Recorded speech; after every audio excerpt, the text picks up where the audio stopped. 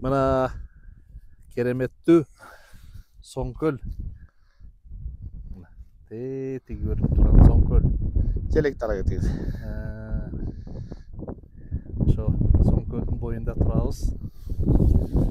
Мына ушул жерде биздин кыргыз азаматтарыбыз бар экен, андай боз үйлөрдү тигип, жалаң чет өлкөлүктөр менен иштеп аткан.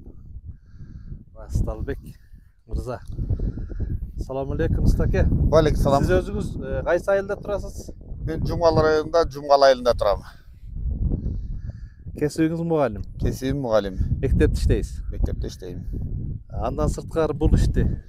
Андан сырткары ушул жай мезгилинде туристтерди тосуу менен алектенебиз. Кудай буйрса ушу бизге дүйнөнүн 4 тарабынан туристтер эс алуучулар келип эс алып кетип атат. Мына жерде мына бир 5-6 боз үй турат, 6бы? 7 боз үй. 7 боз үй тигипсиз. Анан дагы мына жака мындай үй куруп атпыз, Мындай сип панелден үй куруп атпыз. Муну эмне үчүн куруп атасыз мына үйдү? Эми бул жайында туристтердин баардыгы тең жайкы туризмде боз үйлөрдө эс алышат.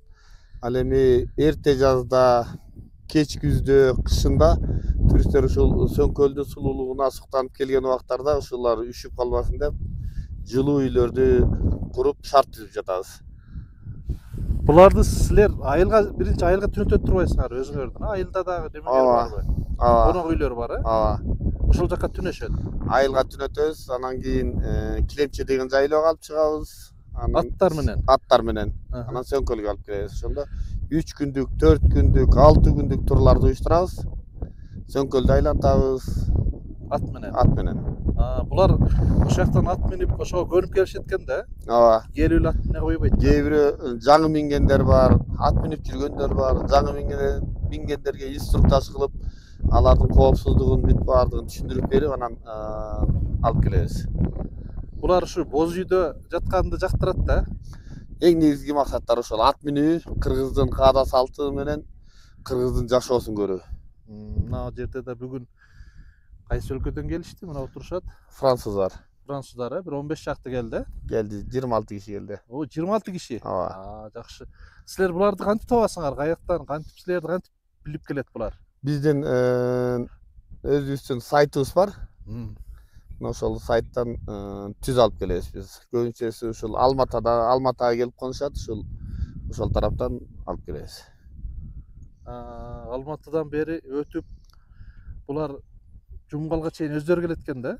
Жок, кээде биз сүйлөшкөнгө жараша, кээде биз Алматадан аэропорттон тосуп алабыз. Джип турларды уюштурабыз. Анда силер бүтүндөй чоң пакет турбайбы? Турист кызмат көрсөт, тур пакет кылат турбайсыңарбы? Быйыл кандай, көппү? Быйыл Кудайга шүгүр, жакшы. Сезон жакшы болуп атат. Ошо эми силерге эң мындай көйгөй эмне ушул ишти уюштурууда? Бизге ушул эң эле негизги көйгөй ушул Алматага эмес, визаны безвизовый кылып, анан ушул самолеттор биздин Бишкекке консо бизге жеңилирээк болмок да. Силерге негизинен Европа өлкөлөрү келет экен, Европа өлкөлөрүнөн келет, анан азыркы убакта Филиппин, Сингапур, Түштүк Азияда келип жактан келе баштады. Алардан келген самолеттор бүт Алматага конот экен да. Ошондон биз Алматадан тосуп калып атабыз.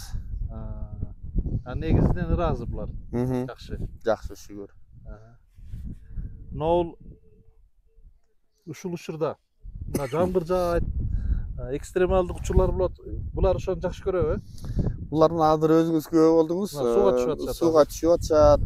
Буларга азыр погоданын эч тоскоолдук кыла албайт го деп ойлойм.